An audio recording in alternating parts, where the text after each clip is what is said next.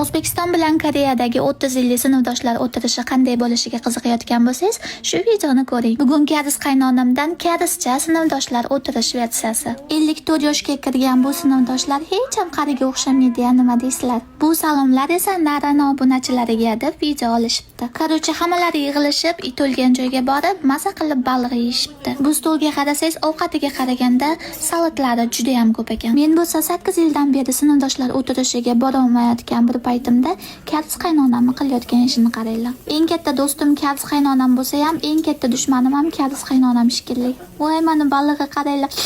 Eng pivani ko'rsatishga balo bormi? Kamerani ovqatga qaytaring, bo'larkan-ku, uy balig'i. Eng suvjuni ko'rsatishga balo bormi? Menimcha qaynonam telefonda kamerasini yoqqanda qo'llari qaltirasilar kerak. Bu videolarni ko'rib meni ko'zim ham qaltirab ketyapti.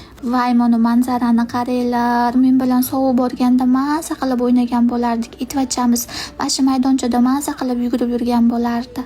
Lekin qoyil qaynonamning sinfdoshlari haligacha yosh va chiroyli ko'rinar ekan. Mana ayolning shirinligini qaranglar. Shunaqa qilib ovqatdan keyin shopping qilgani, shoppingdan keyin kofe ichgani, shunaqa kafega kelishibdi. Qaynonam nimaga shu videoga olganda bu xotinni uyaltirib peshanasini tagiga kebab qo'y. Kariz qaynonam aytishi bo'yicha sinfdoshlarining ichidagi eng semiz o'zlari ekan. Shuning uchun sinfdoshlari ozgina deb ustidan kulibdi ekanmish. Har kuni pivo ichganingizdan keyin siz semirmasdan men semiramanmi desam, bu gapimga ham arazlab qoldilar. Aytgancha mashi soch kalta ayol qaynonamning eng yaqin dugonasi. Sovuni qanday emizishimni ham masha ayol o'zlari menga o'rgatganlar. Qaynonamga dumboqqina, yumshoqqina deb o'rtasiga o'tirg'izib qo'yganini qaranglar. Bechora qaynonamga nafas yetishmayotgani shuni yuzidan bilinib turibdi.